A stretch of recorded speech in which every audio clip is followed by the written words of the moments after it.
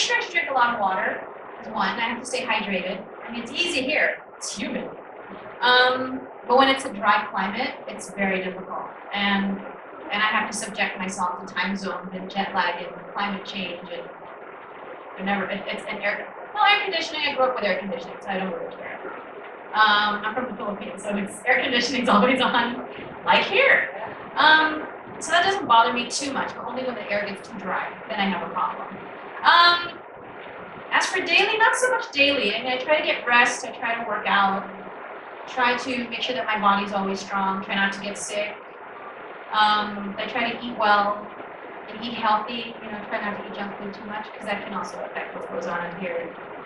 I can't eat or drink anything that would cause hyperacidity, because I have acid reflux.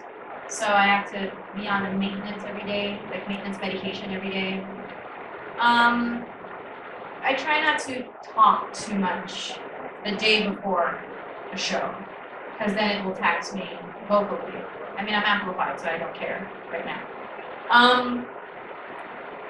As for before a show, I have to warm up like an hour and a half before, and that's usually 15 to 30 minutes, just to get everything clicking, to get the mechanism working.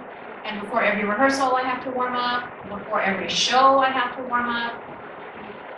Physically, not so much, but my body gets warmed up when I do my vocal warm-up, because I don't just warm this up. I have to warm everything, which is my diaphragm, my back, my, everything gets warmed up. So everything, becomes responsive. And I have to be able to command everything very quickly.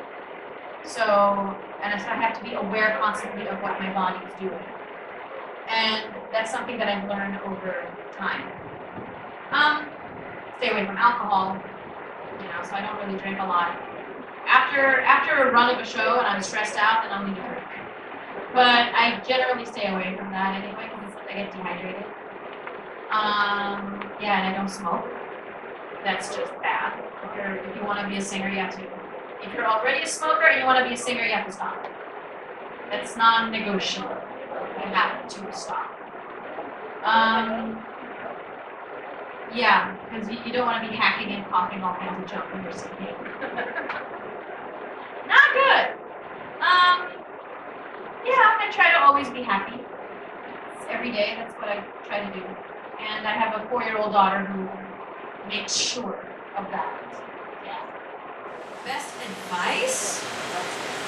Oh my lord. What is the best advice for young performers?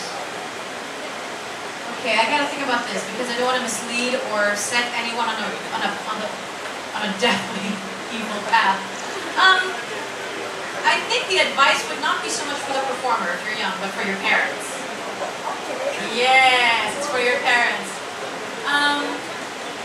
If your child is just so talented, as in really, really, really, really talented, it's not enough to have desire. You actually have to have talent.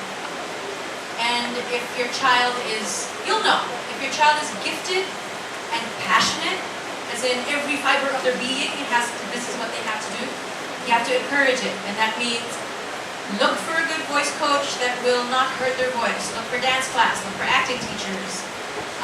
Try to find opportunities for them to get better at what they do. My mom had us with piano lessons, which I hated because I was bored.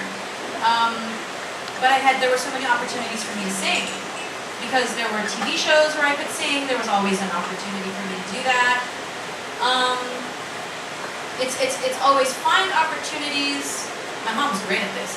Find opportunities for your child to get better at what they do. For example, if your kid is into Taekwondo, you will find the best coach for that child to make it to the Olympics, if that is the caliber of the talent that they possess. That should be how you approach it. That's actually pretty good. And to the child, if you're really seriously talented, be aware that you're going to have to give up a lot in order for your talent to develop into its fullest. I wouldn't advise anything too serious about voice lessons until 18, when your voice is already what your voice is going to be for the rest of your life. So nothing serious until you're 18. was my advice. So that was advice given to me, and that's when I followed, and it works for me. Okay, this would Be ready to. Oh yeah, a lot of late nights, a lot of early mornings, a lot of not being able to see your friends. Yeah, they're like these virtuoso violinists who after school have to practice 4 hours a day. And, but the effort is worth it. And it never feels like work. But you have to find a balance between normalcy and, feeding the talent that you have. So it's hard to find a balance between the two, but you have to find it.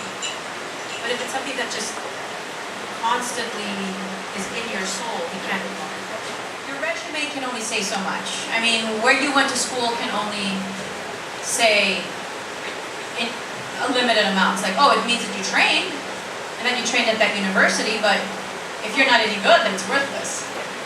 I mean, getting a musical theater degree, Bachelor of Fine Arts degree, it certainly will arm you with your education that, with things that you will need to know as a performer. Theory, technique, musicality, and a lot of the fancy names for the stuff that you're going to be doing, and even dance, especially dance. Dance is important. But unless but if you don't have actual talent to back up your degree, then you're not going to get hired, regardless of what your educational background is.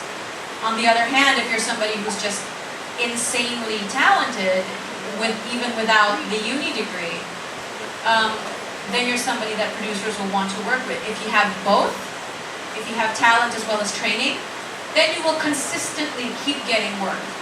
Because then on your resume, it's like, okay, she was trained, and these were her teachers, and that kind of thing, and you actually have,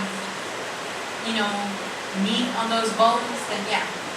Then you will just get consistently hired because, and if you gain a reputation for being dependable and reliable as an actor and someone who is disciplined at rehearsal, somebody who is consistent with performances, and then you start to build a track record also. So a uni degree can only do so much. You have to do the rest. At the time, it could be that somebody in the room happened to be better on that day than you. It doesn't mean that you weren't good. It could mean that someone was better. It could mean that there was somebody who fit what they wanted more than you did. It could be a number of reasons. It could be the casting director just wanted this particular person or whatever.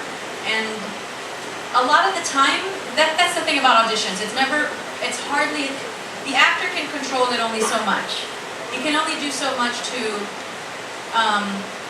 convince the director and the casting director that you're the right person for the job. You could be the most talented person in the world, but be completely wrong for something.